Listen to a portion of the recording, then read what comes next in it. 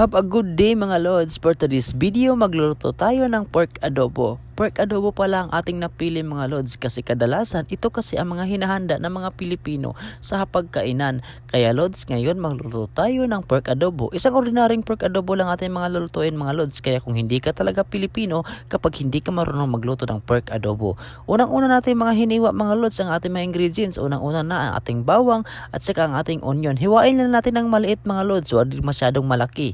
Yung katamtaman lang. Pagkatapos mga lods, igigisa muna natin ang ating pork bago natin lulutuin talaga.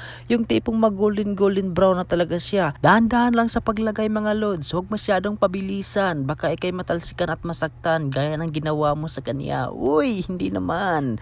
Pagkatapos niyan mga lods, pagkatapos na natin nilagay lahat-lahat, hintayin lang natin na maging golden brown. Katulad na yan, medyo mag golden brown na siya, pero hindi pa yan sapat. Dapat lahat talaga naka golden brown. Hintayin lang natin mga lods na mag golden brown ang lahat. Kapag nag golden brown na ang lahat, pwede na natin itong haunin. Pagkatapos itabi na at palamigin. Pero mga lods, tandaan nyo po, marami pong klaseng pagluluto ang adobo. Meron tayong chicken adobo, meron tayong pork adobo, meron tayong adobo sa gata, meron tayong adobo sa puti. Marami mga lods, kaya ngayon sa panahon ngayon naglilitawan na ang klase-klaseng version ng pagluluto ng adobo. Kaya ngayon hindi mo na alam kung ano talaga ang tunay na recipe ng adobo. Pero sa akin simple lang naman, lagyan mo lang yan ng suka, toyo at saka papinta at saka lagyan natin ng kunting tubig, adobo na yun. Pero ngayon magluluto ako ng sariling version ko ng adobo. Hindi lang yun nalalayo sa original na adobo, mayroon lang nadagdag na mga ingredients at mga palasa. Ayan mga lods, yung nakikita nyo naging golden brown na ang lahat, kaya pwede na natin itong haunin.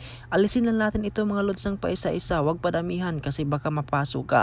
Kaya ngayon mga lods, pwede na natong itabi at palamigin. Pagkatapos itong itabi at palamigin, gigisahin na natin ang ating mga hiniwa kanina, ang ating bawang at onion. I-mekos-mekos lang natin ng ganyan mga lods at hanggang sa matunaw at lalabas talaga ang kanyang aroma at ang kanyang lasa ng mga. Pagkatapos nating i-mekos-mekos mga lods, pwede na natin idagdag yung karne na ating pinapalamig. Ayan mga lods, sinagdag na natin at again i-mekos-mekos ulit natin mga lods para yung mga aroma natin sa mga ingredients na nilagay natin at ginisa ay hahalo talaga sa ating pork. Ngayon mga lods, pagkatapos natin i-mekos-mekos, ready ng ating mga pangpalasa na ating ilalagay. Una nating ilalagay mga lods ang oregano powder.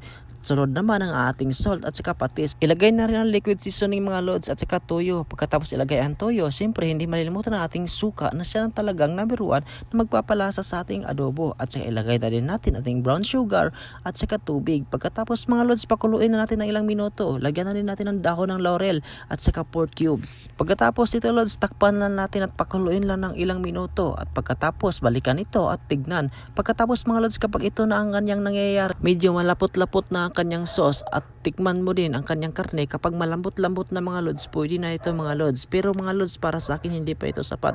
Kaya takpan mo na natin ito ng mabuti. Pagkatapos mga lods, ito na talaga. Sobrang to. Masisira na naman aking diet nito. Hay nako. Kaya mga lods, ito na lods. Kakain na talaga ko. Sisirain ko ang diet ngayon at kukuha na ako ng maraming kanin at pagkatapos uubusin ko talaga ito. Ang sarap mga lods. Grabe. Kaya mga lods, kainin nyo na ang aking luto. Pagkatapos gayahin nyo na ito mga lods. Lods, thank you sa panonood mga lods at naway sana ay suportahan niyo po ako. Thank you.